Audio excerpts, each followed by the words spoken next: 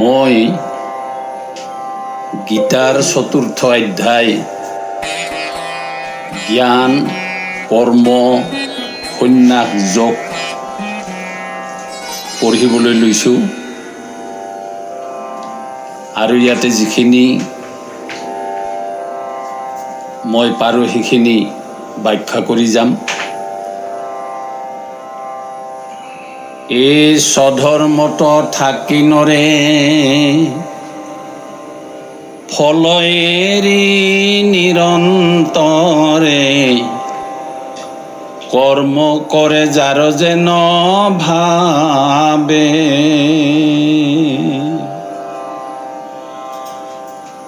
কৰ্মতই উপজে জ্ঞান জ্ঞানে মোক্ষ সাধিবে ক তৃতীয়ত কহিলা মাধৱে।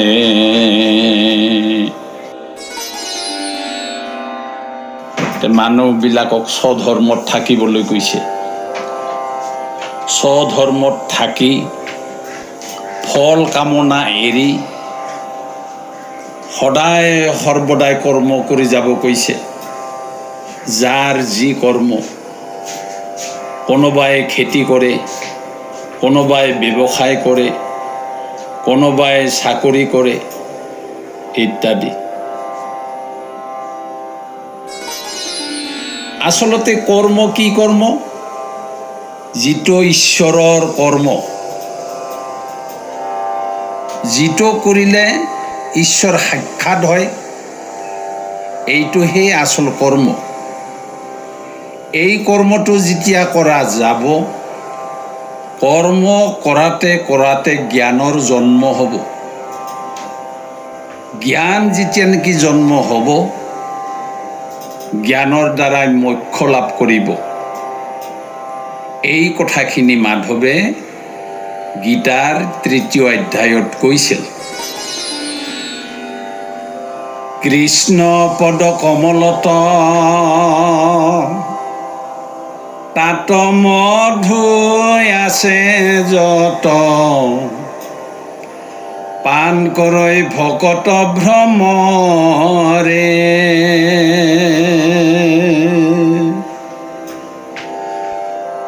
মধু পানে হৈয়া মত এৰিলে কয় আনমত অমোক্ষ কজে কটাক্ষ নকৰে। স্বধৰ্ম কাক বুলি কয়? যিটো নেকি আত্মাৰ কৰ্ম, আত্মাৰ কৰ্মকে স্বধৰ্ম বুলি কয়। আত্মাৰ কৰ্ম কি? আত্মাৰ কৰ্ম হ'ল প্ৰাণায়াম। প্ৰাণায়াম 8 প্ৰকাৰৰ আছে। প্ৰাণায়াম যেনে শহীদ প্ৰাণায়াম, সূৰ্যভেদ প্ৰাণায়াম, উজ্জায়ী প্ৰাণায়াম, শীতলী প্ৰাণায়াম, ভ্ৰষ্টিকা প্ৰাণায়াম, ভ্ৰামৰী প্ৰাণায়াম, মূৰ্ছা প্ৰাণায়াম, কেবলী প্ৰাণায়াম। এইবিলাক হ'ল ঈশ্বৰৰ কৰ্ম বা স্বধৰ্ম। এই স্বধৰ্ম বা ঈশ্বৰৰ কৰ্ম কৰাতে কৰাতে জ্ঞানৰ জন্ম হ'ব বুলি কৈছে। আৰু জ্ঞান যেতিয়া নেকি জন্ম হ'ব, তেতিয়া মোক্ষ লাভ কৰিব সাধকে। এই কথাখিনি তৃতীয় অধ্যায়ত মাধৱে অৰ্জুনৰ আগত কৈছিল। এই কৃষ্ণ পদ কমলত তাত মধু আছে যত পান কৰৈ ভকত ভ্ৰমৰে। মধু পানে হৈয়া মত এৰিলে কয় আনমত অমোক্ষ কজে কটাক্ষ নকৰে। কৃষ্ণৰ পদকমলত বোলে মৌ আছে, আৰু সেই মৌ ভকত ভমৰাবিলাকে পান কৰি থাকে সদায়। আৰু মধুপানত মত্ত হৈ আন যিবিলাক আছে সেইবিলাকটো বাদে আনকি মোক্ষকো কটাক্ষ নকৰে বুলি কৈছে। কোন কৃষ্ণ, কৃষ্ণ ক'ত, কোন কৃষ্ণ পদ কমলত মৌ আছে, কোন ভকতবিলাকে তাক পান কৰি আছে, এইটো কিন্তু আমি আজিও দেখা নাই বা কোনো ভকত তেনেকুৱা ভকতক লগ পোৱা নাই। কৃষ্ণ পদ কমলত মধু আছে মানে কৃষ্ণ মানে হ'ল জ্ঞান। যিবিলাকে জ্ঞানৰ সাধক, জ্ঞান পিপাসু সাধক, জ্ঞান লাভ কৰাৰ কাৰণে সদায় অহৰহ চেষ্টা কৰি থাকে। আৰু এই জ্ঞান লাভত মত্ত হৈ মোক্ষ কি বস্তু ইয়াকো কটাক্ষ কৰি নাচায়।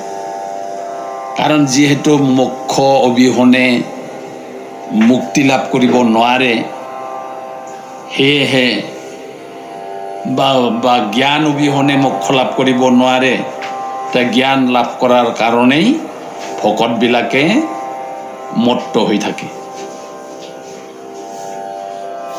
কৃষ্ণ পদে বাৰম্বাৰ কৌটি মোৰ নমস্কাৰ, কৃপান চাৰিবা নাৰায়ণ।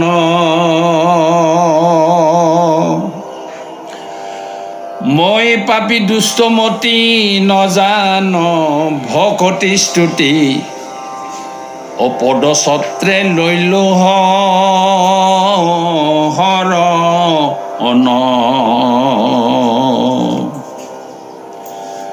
এই কথাখিনি হ'ল লিখকৰ কথা।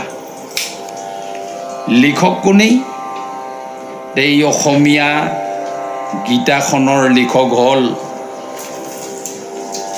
গোবিন্দ মিশ্ৰ। গোবিন্দ মিশ্ৰই কৈছে, মই কৃষ্ণৰ পদত বাৰম্বাৰ কৌটিবাৰ নমস্কাৰ জনাইছোঁ। হে কৃষ্ণদেৱ, হে নাৰায়ণ, তুমি যাতে মোক কৃপাৰ পৰা বঞ্চিত নকৰা, কাৰণ মই মহাপাপী, তাৰোপৰি মই মহা দুষ্টমতিৰ লোক। মই ভকতি নাজানো, স্তুতি নাজানো, কেৱল তোমাৰ পদ ছত্ৰত শৰণ লৈছোঁ। এইবুলি লিখকে কৈছে। কৃষ্ণে বোলে ধনঞ্জয়, শুনা পূৰ্ব কথা ছয়, পূৰ্বত কহিল আদিত্যত,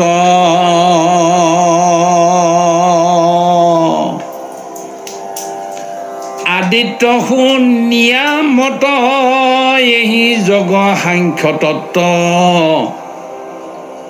অবিবৰীয়া কহিলা পুত্ৰ অত। এতিয়া কৃষ্ণই অৰ্জুনক কৈছে, হে ধনঞ্জয়, এই পূৰ্বৰ কথাবিলাক তুমি শুনা। পূৰ্বতে মই এই জগৰ কথাবিলাক আদিত্যৰ আগত কৈছিলোঁ। আদিত্য মানে হ'ল সূৰ্য দেৱতা। আদিত্যই এই জগৰ কথাখিনি শুনি যিটো সাংখ্য তত্ত্ব যোগ, এইটো তেওঁৰ পুতেকৰ আগত বিৱৰি কৈছিল। সাংখ্য যোগ মানে কি? সাংখ্য যোগ মানে হ'ল পুৰুষ আৰু প্ৰকৃতি এই দুয়োটাৰ সামঞ্জস্যত যিটো বিকৃত হয়, এই বিকৃতিক নিবৃত্তি কৰাৰ যিটো উপায়, তাৰে নাম হ'ল সাংখ্য যোগ। এই সাংখ্য যোগৰ কথাখিনি সূৰ্যদেৱে পুতেকৰ আগত কৈছিল। আদিত্যত নয় পুনু নামে শ্ৰাদ্ধ দেৱ মনু শুদ্ধমতী মহন্ত উদাৰ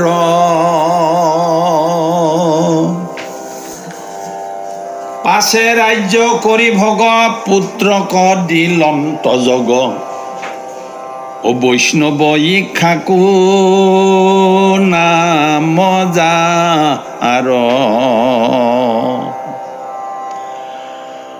আদিত্যৰ পুতেকৰ নাম আছিল শ্ৰাদ্ধদেৱ মনু। এই শ্ৰাদ্ধদেৱ মনু বৰ শুদ্ধমতী আৰু উদাৰ মহন্ত লোক আছিল। তেওঁ ৰাজ্যও কৰিল ভোগও কৰিল। এনেকৈ থাকি থাকি তাৰে পিছত তেওঁৰ পুতেকক এই সাংখ্য যোগৰ কথাখিনি কয় আৰু তেওঁৰ পুতেকৰ নাম হ'ল বৈষ্ণৱ ইক্ষাকু। তাৰ পুত্ৰ শুদ্ধমতী বিদেহ ৰাজ্যৰ পতি নিমি বুলি খ্যাতহৰ বলক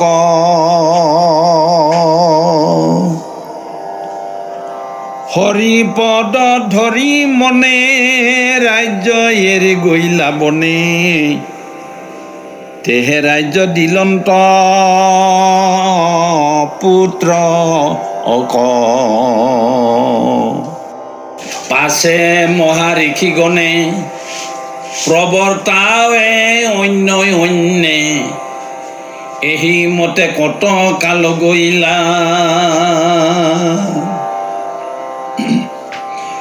কলি ভৈলা উপগতি মনুষ্যৰ অল্পমতি অকালে জগ পুনঃ নষ্ট হৈলা।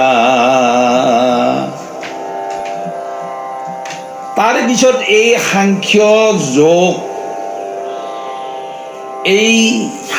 যোগ ৰজা মহাৰজাবিলাকে পালন কৰি আছিল। ৰজা মহাৰজাবিলাকৰ পৰা এই নীতিটো পালেগৈ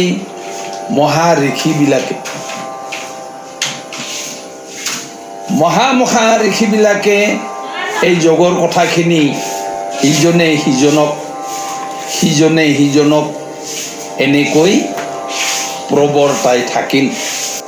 অল্পমতি হ'ল আৰু সময়ত এই যোগ নষ্ট হৈ গ'ল। যিটো নেকি সাংখ্য যোগ, এই সাংখ্য যোগ নষ্ট হৈ গ'ল। এ আৰু শুনা সভ্য হাঁচি তোমাত কহৌ যাচি ৰহস্য যে আতি গৈপতম সিদ্ধ মুনি নজানয় বিনা ভক্তি নপাবই কিন্তু সখী তুমি প্ৰিয়ত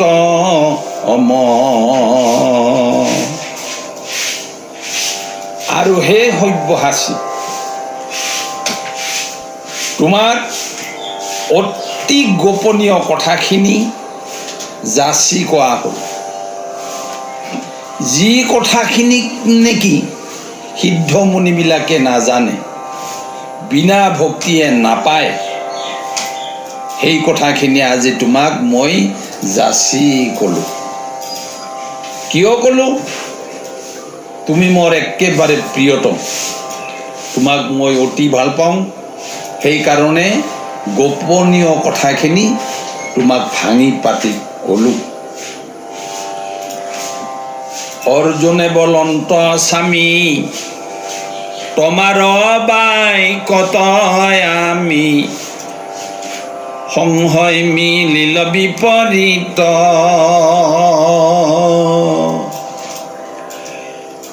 গৰু চাৰি বৃন্দাবনে গোৱালীৰ পিয়াস্তন জন্ম লভিলা সাধু বকিত। তেতিয়া অৰ্জুনে ক'লে, হে স্বামী, তোমাৰ কথাখিনিত কিন্তু মোৰ সংশয় হ'ল। সংশয় হ'ল এইটো কাৰণতে, তুমি সিদিনাখন বৃন্দাবনত গৰু চাৰিছিলা আৰু গোৱালীৰ স্তন খাইছিলা আৰু জন্ম লৈছিলা তুমি দৈৱকীৰ গৰ্ভ। ইয়াত অতি আদ্য বৈৱস্বত পূৰ্বকালে আছিল অন্ত, কাল গৈলৈ অযুত নিযুত।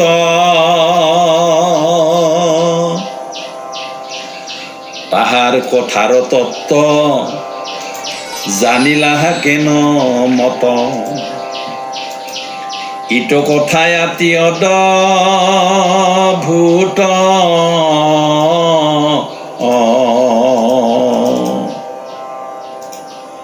কিন্তু বৈৱস্বত এইটো অতি আদিৰ কথা, এইটো পূৰ্বকালে আছিল আৰু বহুত কাল গ'ল, অযুত নিযুত কাল গুচি গ'ল। তাৰ কথাৰ তত্ত্ব তুমি কেনেকে জানিলা? এইটো বৰ আচৰিত। এই অতি আদ্য বৈৱস্বত পূৰ্বকালে আছিল অন্ত, কাল গৈলাই অযুত নিযুত। তাহাৰ কথাৰ তত্ত্ব জানিলাহা কেন মত, ইটো কথা আতিয়দ ভূত হৰি ৰাম। ৰাম ৰাম ৰাম ৰাম। চতুৰ্থ অধ্যায়ৰ জ্ঞান কৰ্ম সন্ন্যাস যোগৰ এই দুটা পাঠ পঢ়া হ'ল আৰু অহাকালি বাকীখিনি পঢ়া হ'ব। নমস্কাৰ।